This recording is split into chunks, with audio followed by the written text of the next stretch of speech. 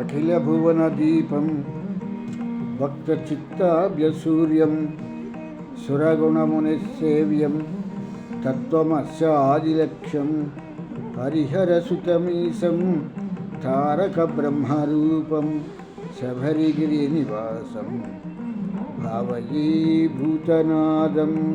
స్వామియే శరణమయ్యప్ప. ప్రియమైన ఆత్మబంధువులారా, ఆశ్రితుల వారి సౌజన్యంతో మనం ఈ భక్తి అనేటువంటి ఈ కార్యక్రమాన్ని మనం నేర్చుకోవటం జరుగుతోంది. ఇందులో కథలను తీసుకుని ఆ కథలలో ఉన్నటువంటి అంతర్భాగాలను మనం తెలుసుకుంటూ ఆ అంతర్భాగాలు మనకు చెప్తున్నటువంటి జ్ఞానాన్ని మనం వింటూ ఆకళింపు చేసుకుంటూ మనం ముందుకు సాగుతున్నాము. ఈ యొక్క రాముడు సీతా పరిత్యాగం తర్వాత ఆయన మనోవ్యధ చెందుతున్నప్పుడు ఆ మనోవ్యధ నుంచి ఆ యొక్క అవతార పురుషుడైనటువంటి ఆ రాముణ్ణి ఈ యొక్క వశిష్ఠుల వారు ఈ యోగ వాసిష్టం అనేటువంటి దాన్ని, అంటే భగవద్గీత వంటి ఒక గీతని ఆ యొక్క రామచంద్రుడికి చెప్పటం జరిగింది. ఆ రామచంద్రుడు అంటే త్రేతాయుగంలో ఆయన ఈ యొక్క యోగ వాసిష్టాన్ని వినటం జరిగింది. ఈ యోగ వాసిష్టంలో ఉన్నటువంటిది ఏంటంటే, భగవద్గీతకి యోగ వాసిష్టానికి తేడా ఏంటి అనేటువంటి విషయానికి వచ్చేటప్పటికీ, యోగ వాసిష్టంలో రాముణ్ణి తీసుకుని, అవతార పురుషుడైనటువంటి రాముణ్ణి తీసుకుని గురువు అవతార పురుషుడికి చెప్తున్నాడు ఈ యొక్క వశిష్ఠ గీత అనేటువంటి దాన్ని. ఇదే భగవద్గీతలోకి వచ్చేటప్పటికి భగవంతుడు జీవుడికి ఉపదేశం చేస్తున్నాడు. ఎలా ఉండాలి, ఎలా మెలగాలి, ఎలా మెలిగితే ఈ యొక్క జీవనం ఎలా ఉంటుంది అనేటువంటి విషయాలన్నింటినీ తీసుకుని ఆ కృష్ణ పరమాత్మ అనేటువంటి ఆయన భగవద్గీతలో అర్జునుడిని ఉద్దేశించి మనందరికీ కూడా చెప్పటం జరిగింది. దీన్ని తీసుకునే ఈ యొక్క కృష్ణ శతకకర్త ఒక చక్కని పద్యాన్ని రాయటం జరిగింది. అంటే మానవ నైజము అనేటువంటిది ఎలా ఉంటుంది అని చెప్పటానికి, దుష్టుండ దురాచారుడ దుష్టచరితుడను చాలా దుర్బుద్ధిని నే నిష్ట నిన్ను గొల్వనేరను దుష్టుడ నన్ను కావు కరుణను కృష్ణ అని చెప్పేసని ఈ కృష్ణ శతకకర్త ఎట్టి ముఖమాటము లేకుండా మనుషుల తాలూకు పరివర్తన ఎలాగుంటుంది, పరిణామ సిద్ధాంతాన్ని ఆశ్రయించి పరిణామ సిద్ధాంతాన్ని పేర్కొంటూ ఆయన చెప్పుకొచ్చినటువంటిది అన్నమాట. ఇది పరిణామ సిద్ధాంతము అనేటువంటిది పరిణితి చెందుతున్న కొలది మారుతూ ఉంటుంది. ఇది ప్రకృతిని బట్టి ఆధారపడి ఉంటుంది. ఈ యొక్క పరిణామ సిద్ధాంతము నేను చాలా మంచివాడిగా ఉండాలి అని చెప్పని నాకు నేను అనుకోవచ్చు. దానికి ప్రకృతి కూడా సహకరించాలి. ఏ విధమైనటువంటి నాలో దుర్బుద్ధి కలిగినటువంటి వాటిని రానివ్వకుండా, ఈ యొక్క కంటికి ఏ విధమైనటువంటి దోషాలని కూడా చూపించకుండా ఆ ప్రకృతి నిర్మలంగా ఉంటే నేను చాలా మంచివాడిగానే ఉంటాను. ఒకవేళ ప్రకృతి ఎలాగైతే రోజుకో రంగురంగుల పూలను పుష్పింపచేస్తూ ఉంటుందో, ఎటువంటి మార్పు చేర్పులు చెందుతూ ఉంటుందో, అలాగే నా ఒక కళ్ళ ముందు ఏవైనా మార్పు చేర్పులు జరిగినప్పుడు నాలో పరిణామము అనేటువంటి పరివర్తనము అనేటువంటిది వచ్చి ఆ సిద్ధాంత ప్రకారము నాలో కూడా మార్పులు వస్తాయి. ఆ మార్పులు రావటం అది ప్రకృతిలో ఉన్నటువంటి సహజం. అందుకే మన వాళ్ళు ఏం చెప్పారంటే, బుద్ధాత్మనావా ప్రకృతి స్వభావ అని చెప్పేసి అన్నారు. ప్రకృతితో పాటు బుద్ధి ఆధారపడి ఉంటుంది తప్పితే వీడేదో గొప్పగా వీడు మాట్లాడేసి వీడేదో నీతిపరుడిగా గొప్పవాడిగా ఉండాలి అని చెప్పేటువంటి పరిస్థితిని, ఎల్లకాలము ఒకే స్థితిలో ఉండాలి అనేటువంటి పరిస్థితిని ఈ ఒక ప్రకృతి చెప్పటం లేదు. అందుకే ఈ కృష్ణ శతకర్త ఏం చెప్తున్నాడంటే, దుష్టుండ దురాచారుడ దుష్టచరితుడను చాలా దుర్బుద్ధిని నే నిష్ట నిన్ను గొల్వనేరను దుష్టుడనను కావు కరుణను కృష్ణ. నాకుండవలసిన అవలక్షణాలన్నీ ఉన్నాయి కనుక నీవే నన్ను కాపాడు. ఈ ప్రకృతిలో వస్తున్నటువంటి మార్పులన్నీ కూడా పరిణామ సిద్ధాంతంతో నేను పొందుతున్నాను అనేటువంటి విషయాన్ని ఈ ఒక కృష్ణ శతకకర్త చెప్పటం ప్రారంభించాడు. ఈ యొక్క రామచంద్రుడికి ఈ యొక్క యోగ వాసిష్ఠాన్ని చెప్తున్నటువంటి వశిష్ఠుల వారు ఈ ప్రకృతిలో ఉన్నటువంటి పరిణామ సిద్ధాంతాన్ని తీసుకుని ఈ చూడాల అనేటువంటి కథని చెప్పటం జరుగుతోంది. అసలు ఈమె పేరే చూడాల. ఏంటి చూడాల? అక్కడ ఉన్నటువంటి పరిస్థితి ఏమిటి అనేటువంటి దాన్ని చూడాలా, చూడకుండా మాట్లాడకూడదు అనేటువంటిది. ఈ విషయాన్ని తెలిసినటువంటి వశిష్ఠుల వారు దీన్ని ఒక కథగా తీసుకుని ఈ చూడాల అనేటువంటి దాన్ని ఒక మహారాష్ట్ర రాజకన్యగాను, అలాగే ఆ ఒక ఉజ్జయిని రాజైనటువంటి సికిధ్వజుడిని తీసుకుని ఈ ఒక కథ చెప్పడం జరుగుతోంది. ఈ ఒక భగవత్ తత్పరత గురించి వీళ్ళిద్దరూ కూడా వీళ్ళు దాన్ని ఎలా భగవంతుని చేరుకుంటాము, దీనికి కావలసినటువంటిది ఏంటి అనేటువంటి విషయాన్ని వీళ్ళు ఆ ఒక రాజగురువు అయినటువంటి గురువు ద్వారా తెలుసుకోవటం జరుగుతోంది. ఇటువంటి పరిస్థితిలో ఈ సికిధ్వజుడు అనేటువంటి అతను, ఇతనికి రాజకార్యాలు ఉండటంతో కొంతకాలం ఇతను ఈ ఒక రాజగురువు గారైనటువంటి ఆయన చెప్తున్నటువంటి విషయాలని పక్కన పెట్టి ఈయన రాజరిక కార్యక్రమాల్లో ఉండిపోవటం జరిగింది.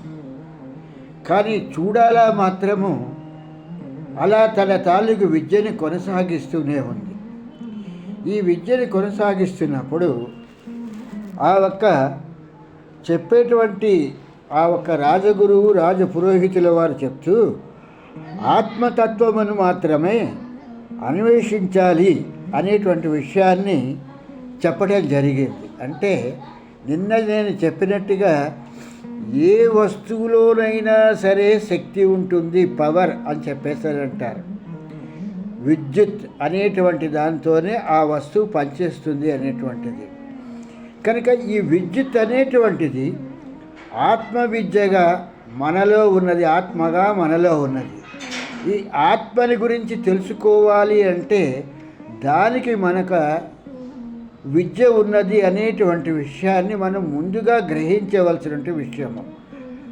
ఈ విషయం తెలియలేనటువంటి సికిధ్వజుడు హఠాత్తుగా రాజ్యాన్ని వదిలేసి, భార్యాపిల్లల్ని వదిలేసి ఈయన అరణ్యంలోకి వెళ్ళిపోయి తపస్సు చేసుకుంటూ పర్ణశాల కట్టుకుని కూర్చున్నాడు. ఈ యొక్క చూడాల మారువేషంలో వెళ్ళి ఆయనకి జ్ఞానోదయాన్ని ప్రసాదిద్దామనుకుంటే జ్ఞానాన్ని ఎలా పొందాలి అనేటువంటి విషయాన్ని, మార్గాన్ని చెప్పాలి అనుకుని చెప్పాను. ఆవిడ వెళ్ళి ఆయన ప్రశ్నిస్తుంది, మీరు ఇప్పటిదాకా చేస్తున్నటువంటి పని ఏంటి, మీ యొక్క కార్యక్రమం ఏంటి అని చెప్పేసి అని ఈవిడ ఆ సికిధ్వజుని అడుగుతుంది. నేను రాజ్యాన్ని వదిలేశాను, భార్యాపిల్లల్ని వదిలేశాను, అరణ్యంలోకి వచ్చేసి నేను ఒక పర్ణశాలని పెట్టుకుని ఒక 2 గోచీలు పెట్టుకుని ఇక్కడ ఉండి నేను తపస్సు చేసుకుంటున్నాను అని చెప్పేసి అని ఆ సికిధ్వజుడు చెప్పటం జరిగింది.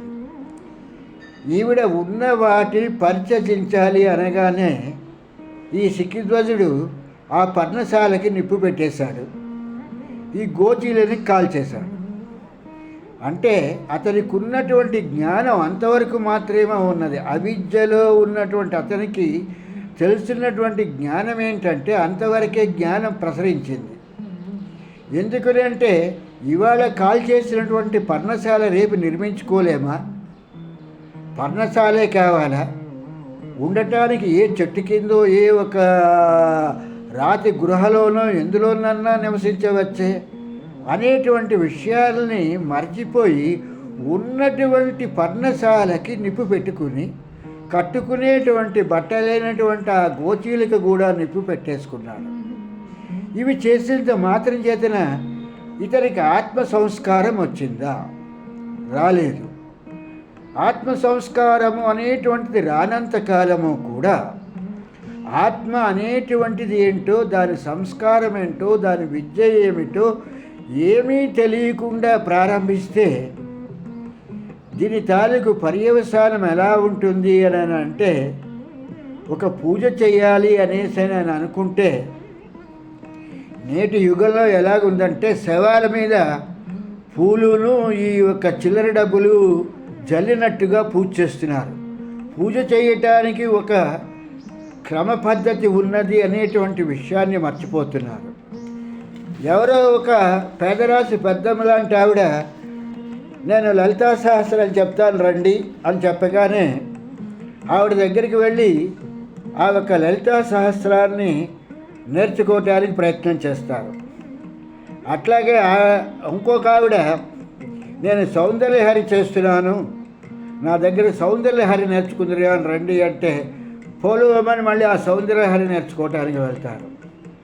చిచి ఇవి కాదు, నారాయణీయం అనేటువంటి మహత్తరమైనటువంటి ఒక ఖండకావ్యం ఉంది. ఇది కేరళలో ఆ ఒక్క గురువాయూరప్ప దగ్గర కూర్చుని ఒక ఆయన చేసి ఆయనకు తాలూకు కుష్ఠవ్యాధి నయం చేసుకున్నారు అంటే అటు పరిగెడతారు. ఇలాగ వీళ్ళకి నిశ్చలమైనటువంటి తత్వం లేకుండా ఇలా పరుగులు తీయటమే నేర్చుకుంటున్నారు. సరే పోనీ వీళ్ళని కొంతవరకైనా బాగు చేద్దామని ఎవరైనా ఈ యొక్క లలితా సహస్రాన్ని చేయండి, ఈ లలితా సహస్రం చేస్తే మీకు మంచి మేలు జరుగుతుంది అని అంటే ఈ యొక్క లలితా సహస్రాన్ని చాలా గొప్పగా చెప్తూ ఉంటారు. ఎలా చెప్తూ ఉంటారంటే, నేను పుస్తకం చూడకుండా నేను చదివేయగలను అంటే చిన్నపిల్లాడు పాఠాన్ని అప్పచెప్పినట్టుగా నేను చదవగలను అనేటువంటి గొప్ప చెప్తారు. ఇప్పుడు జరుగుతున్నటువంటి ఈ కాలంలో జరుగుతున్నటువంటి విషయ పరిజ్ఞానాలు ఏంటంటే 720 శ్లోకాలు ఉన్నటువంటి భగవద్గీతని కంఠోపాఠం పట్టేయటము, లేకపోతే లలితా సహస్ర లాంటివి సౌందర్యహరి లాంటివి చదివేసుకుంటే ఏదో మోక్షం వచ్చేస్తుంది అని చెప్పేసి అనేటువంటి భ్రమణలో ఉండిపోతున్నారు తప్పితే ఆ భ్రమలో నుంచి బయటపడదాము. అసలు లలితా సహస్రంలో ఒక్క మంత్రాన్ని తీసుకుంటే ఆ మంత్రంలో ఉన్నటువంటి అర్థాన్ని మనం తెలుసుకోవాలంటే ఎంత సమయం మనకి పడుతుంది.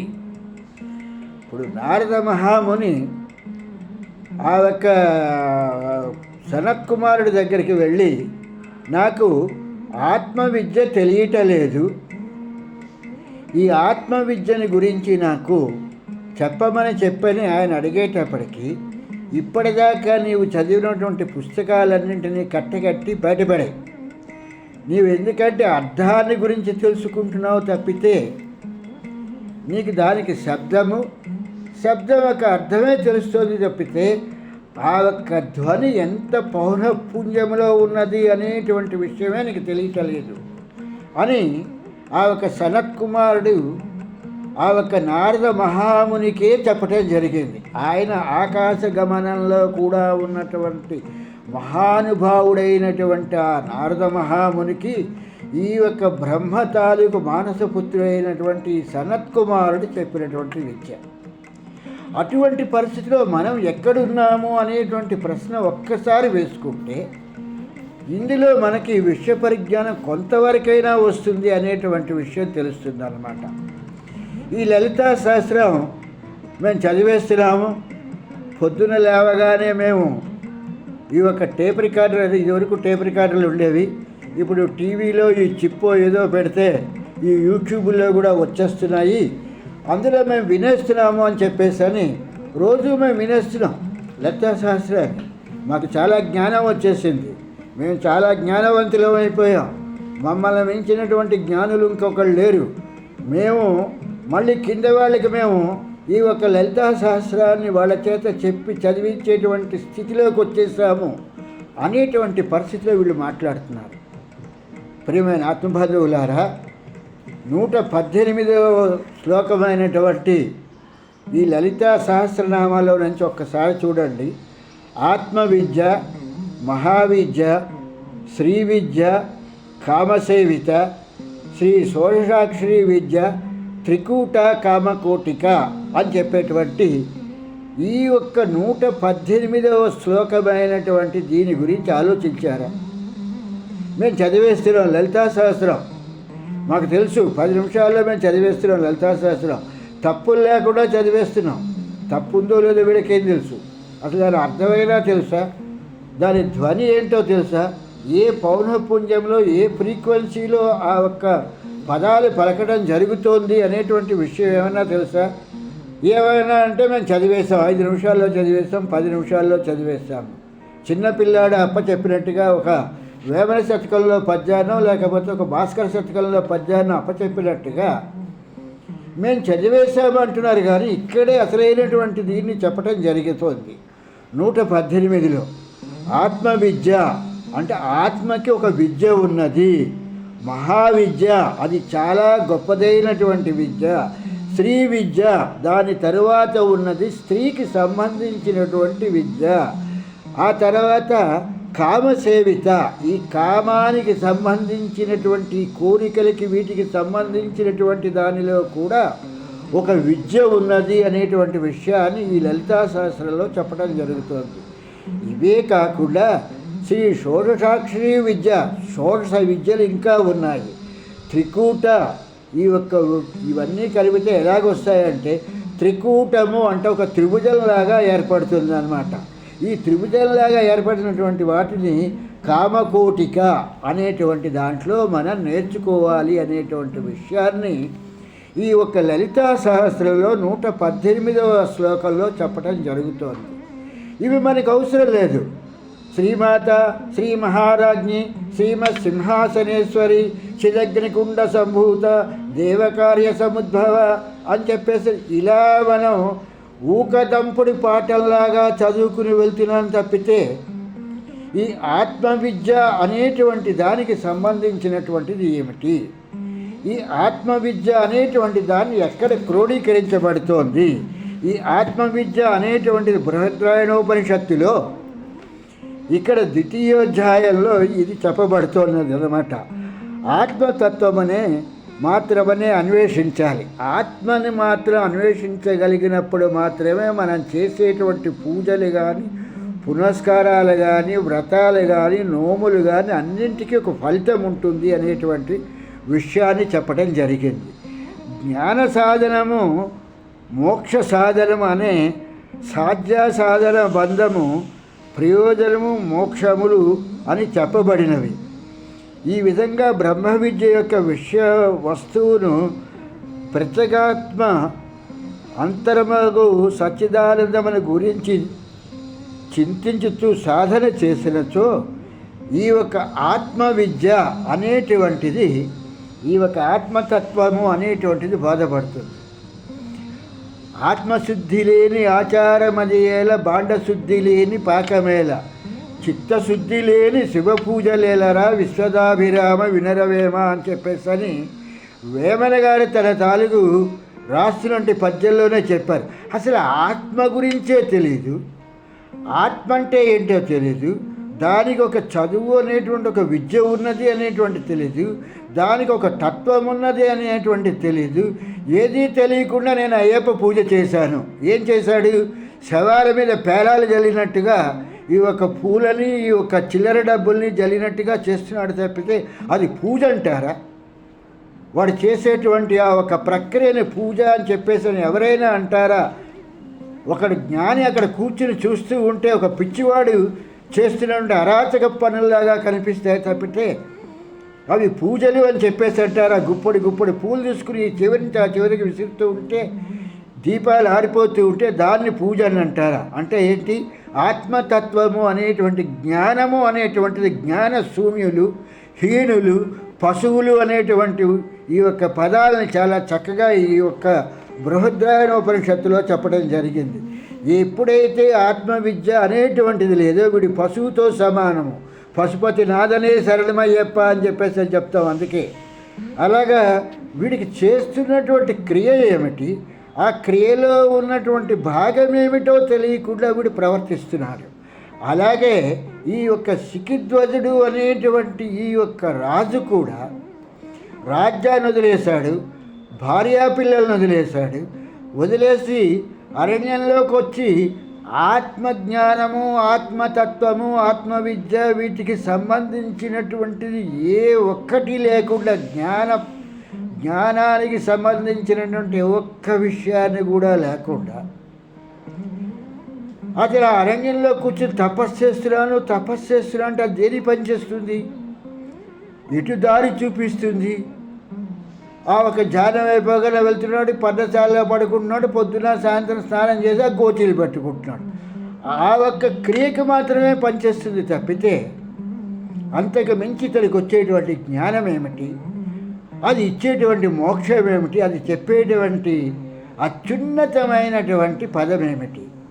కనుక అందుకని అది చూసి చూడాలా అనేటువంటి ఆ పదాన్ని ప్రయోగించటంలోనే వశిష్ఠుల వారు చాలా విశిష్టతను చూపించారు. చూడాలి, దేన్ని చూడాలి? ఆ ఒక భగవతత్వాన్ని చూడాలి, ఆ ఆత్మతత్వాన్ని చూడాలి అనేటువంటి విషయంలో ఆమెకి ఆ యొక్క పేరుని పెట్టడం జరిగింది, చూడాలా అనేటువంటి పేరుని. ఇవేమీ తెలియకుండా ఇదేదో ఒక కథాగమనంగా తీసుకుని మాట్లాడితే దీనికి అర్థము ఉండదు, పద్ధము ఉండదు. కథకి కాళ్ళు లేవు, ముంతకి చెవులు లేవు అని మన పెద్దవాళ్ళు చెప్పినట్టుగా కథ కంచికి మనం ఇంటికి అని చెప్పేసని ఆ ఒక కథలో ఉన్నటువంటి అంతర్భాగం ఏమిటో మనకి తెలియవలసినటువంటి పని లేదు. మనం కథ వినేసాం. రాముడికి వశిష్ఠుల వారు చెప్పినటువంటి చూడాలా అనేటువంటి ఈ కథ మనం వినేసాం. మన జ్ఞానం వచ్చేసింది, మనం మోక్షం పొందేసాం. ఓ 2 కొబ్బరికాయలు కొట్టేసి మన దగ్గర ఉన్నటువంటి 100-50 అక్కడ ఆ చెప్పినటువంటి పంతులు గారికి దక్షిణగా ఇచ్చేసి కాళ్ళగా దండం పెట్టేసి వచ్చేస్తాం. ఇదేనా మనకు కావలసినటువంటి విద్య? దీని గురించేనా ఈ గుళ్ళు గోపురాలు అన్నీ తిరిగేటువంటిది? ఇటువంటి విషయాలను ఆలోచించి ఆ వెంకటనాథుడి కృపతో మనకి సరైనటువంటి జ్ఞానం అబ్బాలని చెప్పేసని ఆ మార్గబంధువు అయినటువంటి అయ్యప్ప, మార్గబంధువే శరణమయ్యప్ప అనేటువంటి ఆయన మనకి జ్ఞానానికి చక్కని మార్గాన్ని చూపించి మనకి ఆ జ్ఞాన జ్యోతులు చూపించమని చెప్పేసని ప్రార్థిస్తూ స్వామి శరణం, స్వామి శరణం, స్వామియే శరణమయ్య.